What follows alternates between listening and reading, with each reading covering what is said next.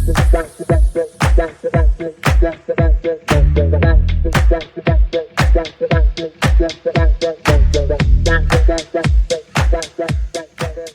hey, hey, it's a great day to crochet. Welcome to Barron Springs, Virginia. Today's topic, we are talking about staggered increases versus stacked increases. Stacked increases are your traditional method of making increases around your circle in order to keep it flat. Now, this working circles is a bit tricky, and it takes a couple of little tricks, which I'm going to show you one today. And to keep it from growing wavy on the edges or puckered like a bowl. Sometimes also when working shorter stitches like the single crochet, you end up getting a hexagon effect on the edges of your circle around round 5 or so. And I'm going to show you how to prevent that. So what are staggered increases all about? Well, again, it is about keeping the edges of your circle a circle and not a hexagon, as you see in this orange motif right here. This is a single crocheted, started off as a circle, and as it grew, it developed these points along the outer edge. The reason that these points occur is because we are working the increase in the exact same spot on every single round.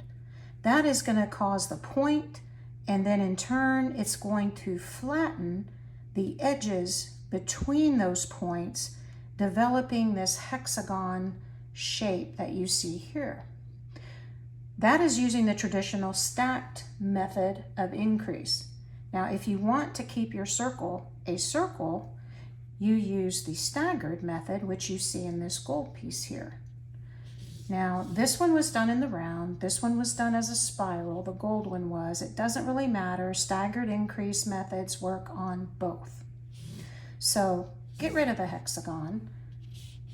Let's keep our circles a circle by using the staggered increase. As you can see, there are no points and no flattening of the edges. And you start with a circle and you end with a circle.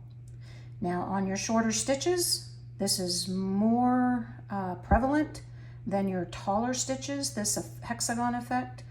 It will occur on your shorter stitches, single crochet and half double crochet, around round 5 or so, depending on your own tension, the size of the yarn, and the hook size that you're using, but are usually around the 5th round that this will occur. On your taller stitches, such as your double crochet, it's going to take many more rounds before you see an hexagon effect taking place, usually on around 12 to 15. Again, depending on the weight of the yarn, your hook, and your own tension. So how does the staggered method work? Let's find out. So when working the staggered or the stacked traditional, you will begin the first 3 rounds as you normally do, nothing different between the 2 methods. So I like to begin with a magic ring. You can begin with a chain 5 and slip stitch to the first chain to form your ring. However you do it is fine. Once you get that ring made, work 8 single crochets into the center of that ring. And we will be working in a spiral today. So make sure you have a stitch marker handy to mark your first stitch.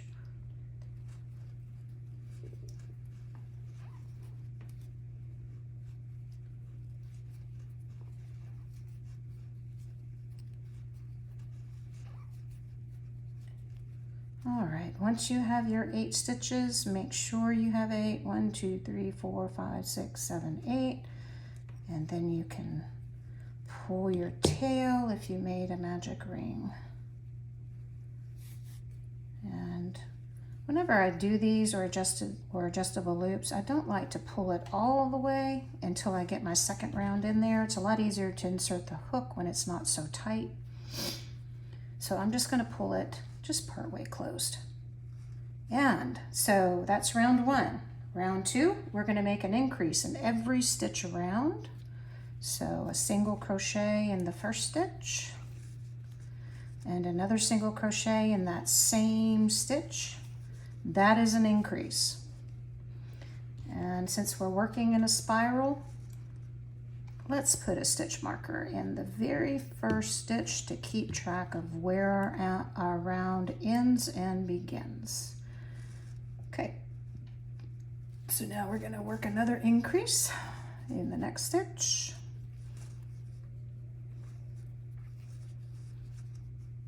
And we're going to do that all the way around. In written patterns, if you see the abbreviation INC, that stands for increase, which means you will be working 2 stitches in one location, whether that's into a stitch, a previous stitch made, or even a space. But an increase always means you're going to be doubling up on the number of stitches in one location.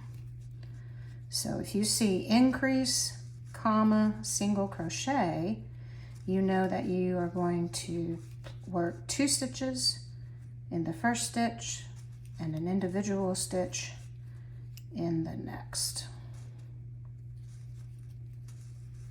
All right, we're getting back around and double count. Since we began with 8 stitches in our inner ring, you should have 16 on round 2.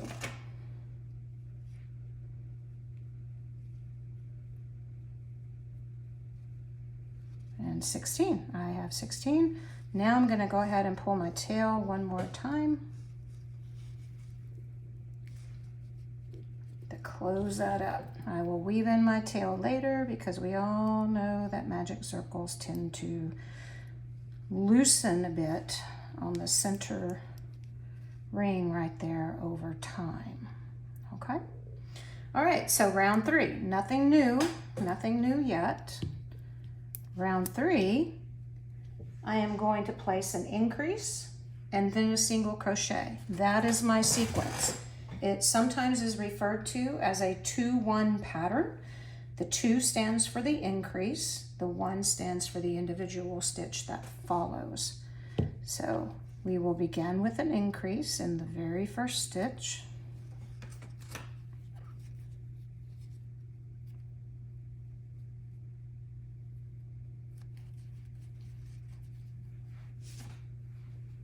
Knot in my yarn over here. There we go. Okay, so we have our increase, and then in the next stitch we're going to place 1 single, and we're going to repeat that sequence.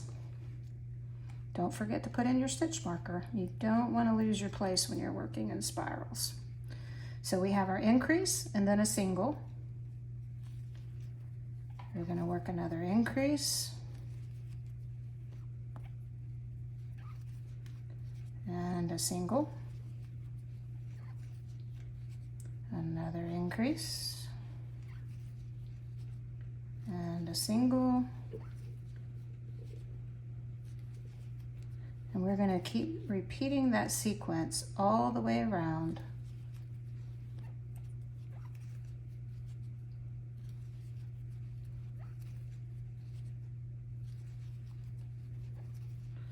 We've been talking about staggered and stacked increases for, gosh, the last couple of weeks through my blog, on the hook, and at Monday Make. So it seems to be the topic of interest right now. So I figured I'd come back and make a couple of videos for those who missed Monday Make. Kind of help you out there a little bit.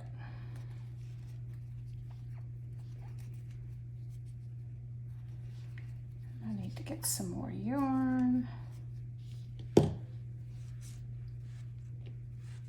There we go. Almost around.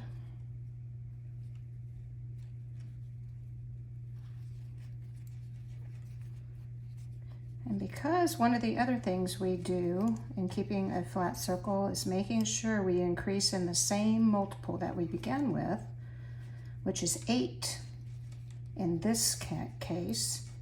Round 1 we had 8, round 2 we had 16, round 3 we should have 24 stitches all the way around.